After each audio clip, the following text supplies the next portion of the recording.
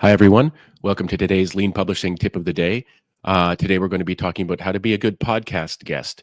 If you're a self-published author and you've invited yourself onto a podcast, or you've been invited to appear on a podcast, and maybe it's your first time, or maybe you're just looking for some tips and tricks to get better at it or feel more comfortable doing it. Just before I get started, the usual first minute of the video housekeeping. You can find these videos if you sort of miss one. They're recorded for posterity on our and published on our YouTube channel at LeanPub. You look for the playlist Lean Publishing Tip of the Day on our YouTube channel, and you'll find all these videos there. There is also an accompanying blog post for each of these videos. You can find it on our blog at leanpub.com/blog.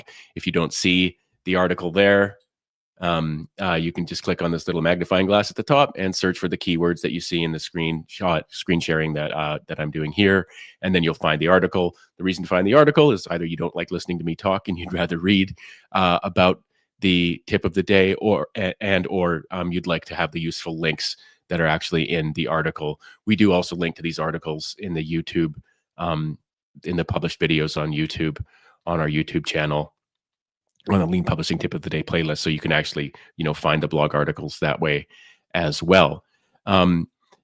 So today we're talking about how to be a good podcast guest. One of the reasons I'm talking about that today is that just the other day we did a Lean Publishing Tip of the Day about inviting yourself onto podcasts, where we talk about how you can do that. So I thought I'd follow up with talking about a little bit about how you can be a good podcast guest. And again, this is for people who it might be their first time appearing on a podcast. If you've been invited to appear on one, and good for you, that's great way to promote your self-published book.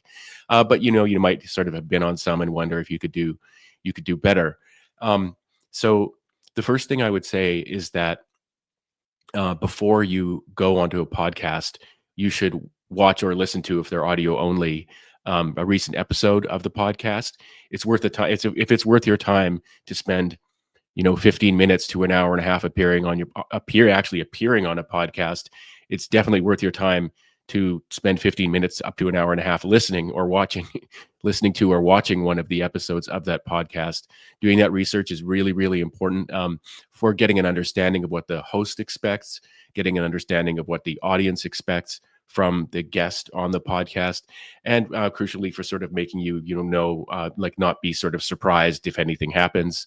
One of the features of a podcast typically is that it has its own formula.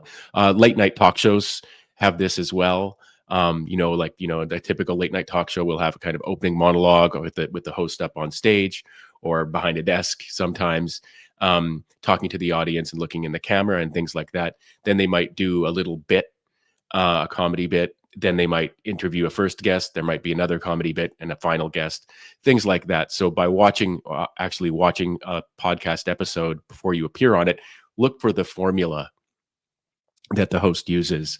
For the Lean Pub podcast, which we link to in the article, and I'll just share here. The Lean Pub podcast, the typical formula is introduction by me. The second thing is the second part is where we talk to the guest about their background and career, their life story. Where were they born? How did they grow up? How did they find their way into the career that they're in?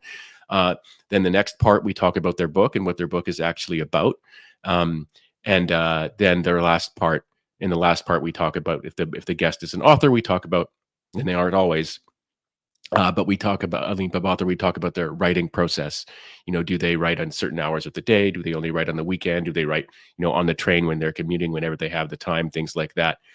And then actually, though it's not the last part, but the very last thing on the episode that I always do is I ask the guest if there's one thing we could fix for you, or one thing we could create for you, feature we could create for you on Lean Pub. What would you ask us to do?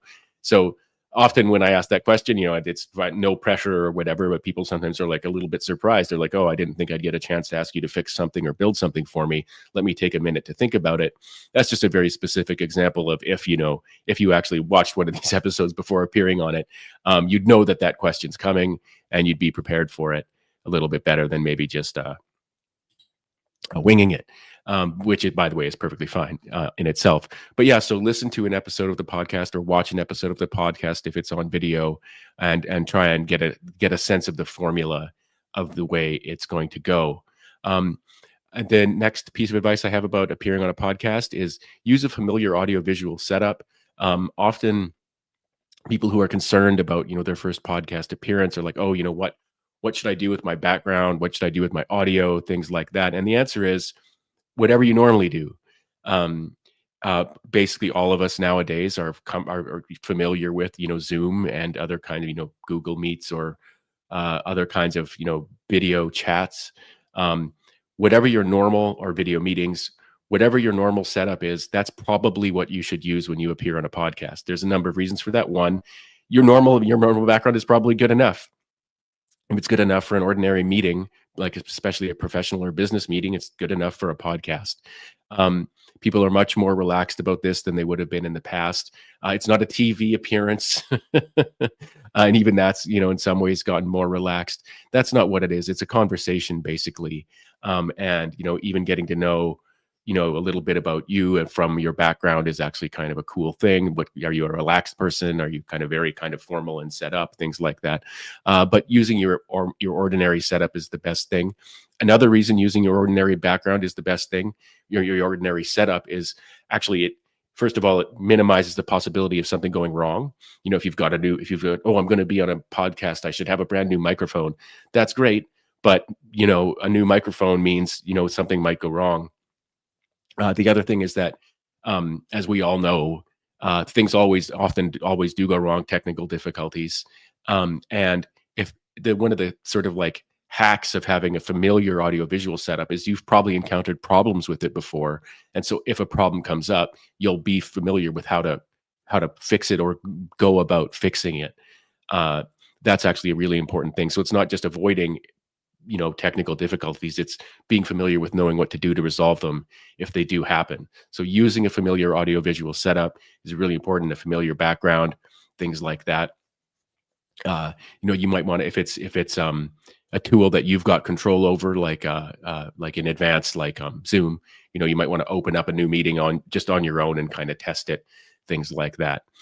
The next thing is people are often nervous when they're new to, most of us are nervous when we're doing new things that are actually being viewed by other people, or where there's, it's kind of in a sense of kind of like taking up other people's time, things like that. So you want to do well if you're on a podcast, if you're invited to be on a podcast. And so just like with basically anything else, the number one thing you can do is actually practice. For example, put your sign. Typically, I think this is true. Research has shown that for examinations, in kind of old school kind of sit down examinations where you go to a room and you sit down and you write an exam. Actually, if you study in the same environment where you're going to be taking the test, you do better on the test. I learned this years ago. I think it might still be the consensus view in psychology and stuff like that. But if you're going to be the equivalent for practicing to be on a podcast is to be in your normal environment, be in the environment that you're going to be when you're appearing on the podcast, like probably just sitting at your desk. Put on the clothes that you're going to be wearing during the podcast appearance.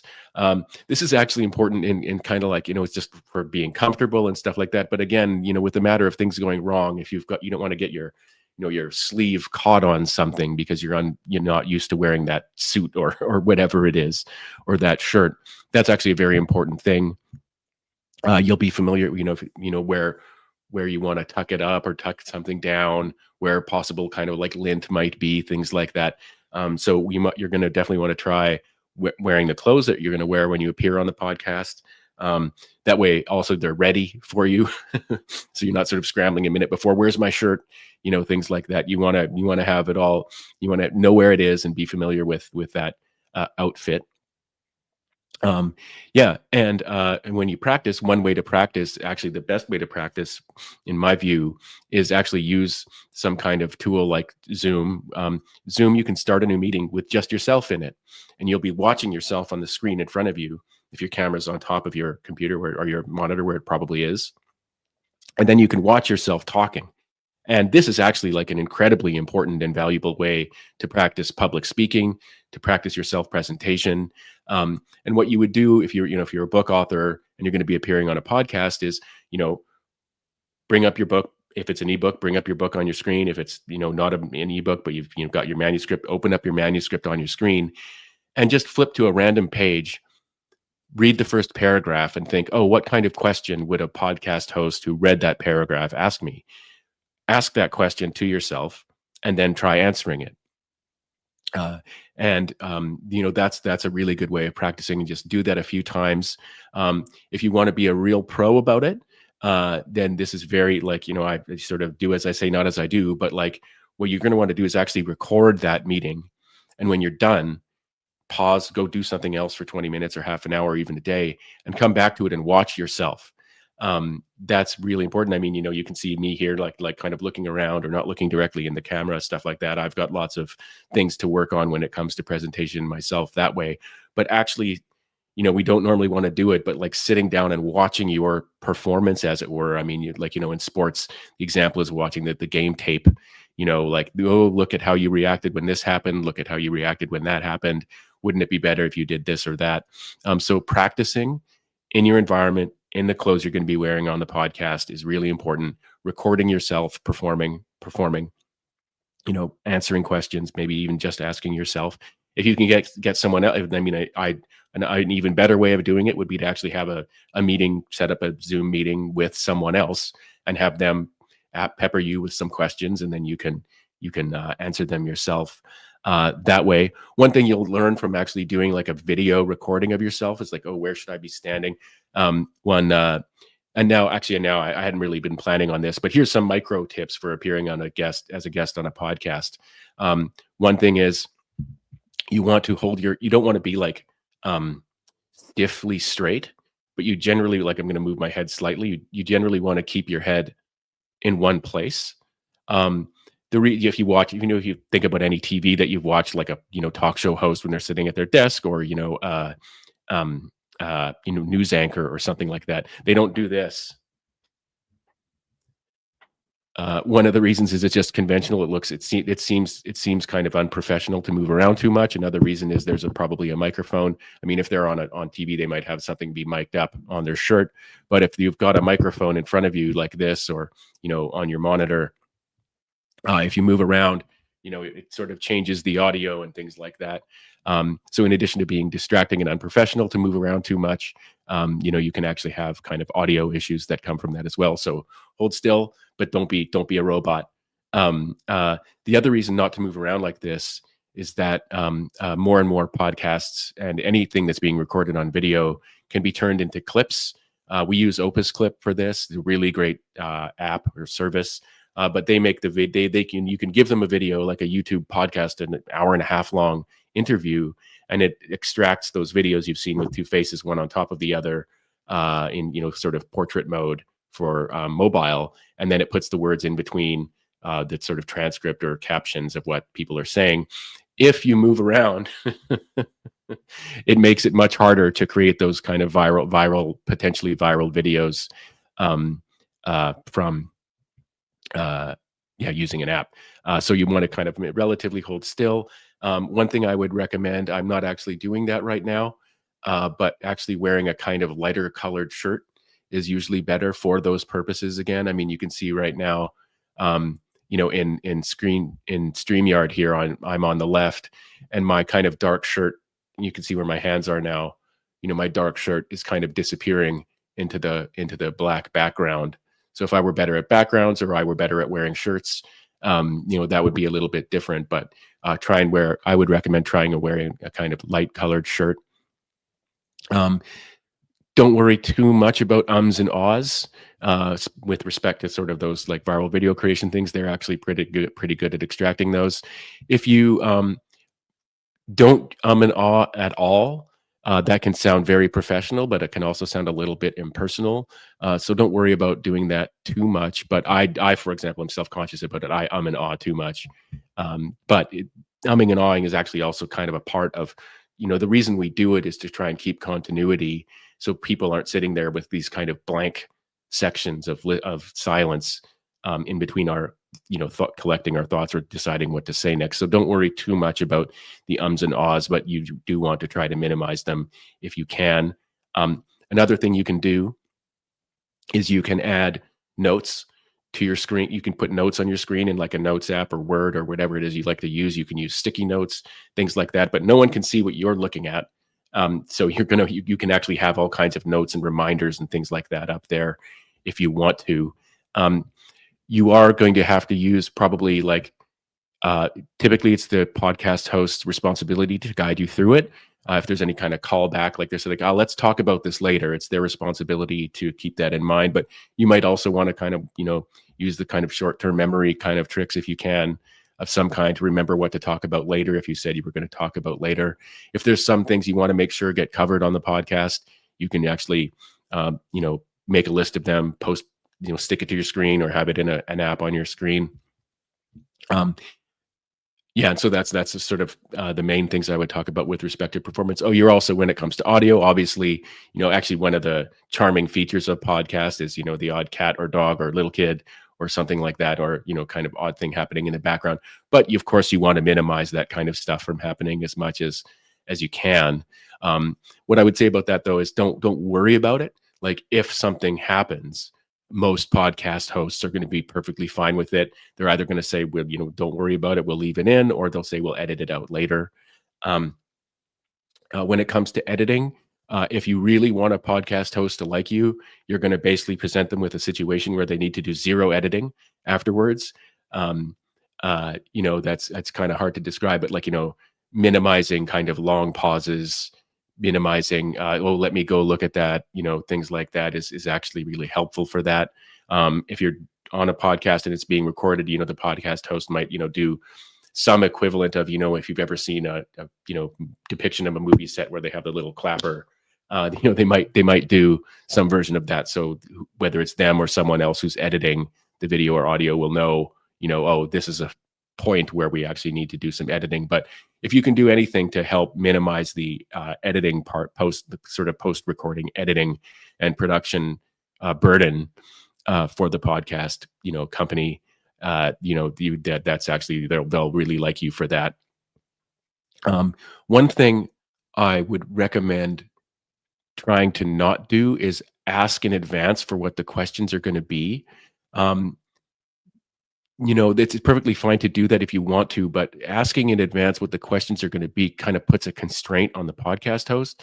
That kind of means they have to commit to a certain set of questions that they're going to ask you. And in a sense, it's not exactly impolite, but it's kind of like, they're the podcast host. They get to ask you whatever questions they want. And by asking in advance, you might think, oh, I'm still letting them tell me what the questions are going to be. But that means that between giving you that list of questions and then actually talking to you, are they supposed to feel rude if they ask you something that wasn't on that list? Most podcast hosts are going to be judicious and responsible. They want it to work out well. They don't want to trip you up. And if it's a podcast where the host is trying to trip you up, you should either not go on it, or you should go on it fully and aware of that and willing to, play that game back at them or something, I suppose, whatever your reason is to appear on a podcast like that.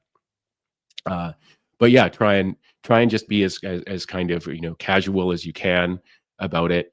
Asking for the questions in advance can seem, maybe, the host might, they won't probably tell you, no, now you can't be on it anymore, but they might, they'll put you in a little box, the kind of person who asks that question. And that's not the kind of like, oh, I have nothing to worry about box. It's the, maybe I've got something to worry about box there. Another thing actually I would mention on that note is that there is a big exception to that, what I just said. And it's if you're going to be doing a podcast in a language that isn't your first language. If that's the case, then it's absolutely okay to say, hey, by the way, say in my case, it would be, if I was inviting someone to be on the LeanPub podcast, it would be, they say, English isn't my first language. Can you please give me the list of questions in advance? Perfectly fine. Actually like a really great and kind of responsible thing to do. It's my problem, probably my mistake if I haven't learned that in advance and sort of offered it to you as a podcast guest. And actually I've had guests who got the questions and just completely wrote out their English language answer, and then they read them to the screen. Perfectly fine. If English or whatever the podcast language isn't your first language, it's perfectly fine to mention that to the host and say, hey, so if I'm going to appear, I want to write out my questions in advance. That's really good. But trying, if you can, to minimize the kind of like admin side of things before you appear on the podcast is really good. The other thing to do, I guess, is to, and this is the last part, uh, excuse me, I mentioned in the on the blog post about this, is relax. The absolute best thing you can do for you and for everybody is to relax if you can. Um, I would say if that means having a drink or something like that before the episode, do it. Um, but the best way to relax, easier said than done, is to actually do the things that I mentioned here in the post. Do a little bit of research, familiarize yourself with what the experience is going to be like when you are on the podcast. Use a familiar audiovisual setup. So there's, if something goes wrong, it's less likely that anything will go wrong. If something goes wrong, you'll know what to do. And also practice beforehand. These are the three best things you can do in order to be able to relax. The other thing about relaxing is, the podcast host has probably seen it all before, and been there themselves before when they were starting out. Sometimes people get nervous. Sometimes, that's totally normal thing to do. It's totally okay to say, hey, by the way, I need to take a break. Um, don't worry about it. That's a normal thing to happen. So a part of relaxing is like understanding that, they want you to do well. And if that means you need to take a break or something's happened, that's perfectly fine. Just, they'll probably be as accommodating as you would be to someone else who was in that situation. That's kind of the way to think about it. So today's Lean Publishing tip of the day was how to be a good podcast guest. Let me just stop screen sharing here. As always, you can find recordings of these videos if you came in late on our YouTube channel at LeanPub. Just look for the playlist Lean Publishing Tip of the Day, and you'll find them all there. You can also sign up for the Lean Publishing Daily Newsletter. You can do that on the blog post and a button near the top, or you can do that on our homepage at leanpub.com. There's a little banner there where you can sign up for things like, it's a link to our YouTube channel, but there's also a link to the Lean Publishing Daily Newsletter. If you sign up for that, you'll get these tips of the day in written format. In your inbox, and you'll just scroll down past all the awesome deals that will be at the top for LeanPub ebooks and courses and stuff like that. If you enjoy the sort of learning about lean publishing tips of the day, self-publishing tips, book marketing tips, I recommend you subscribe to our YouTube channel at LeanPub. It's also a really great way to discover new books and authors from around the world and to support them as well, because every time someone like you subscribes to the channel, it helps other people get discovered. It helps our authors get discovered. And so it's a mutually beneficial win-win thing. So thank you very much, everyone, for watching today. And we'll see you next time.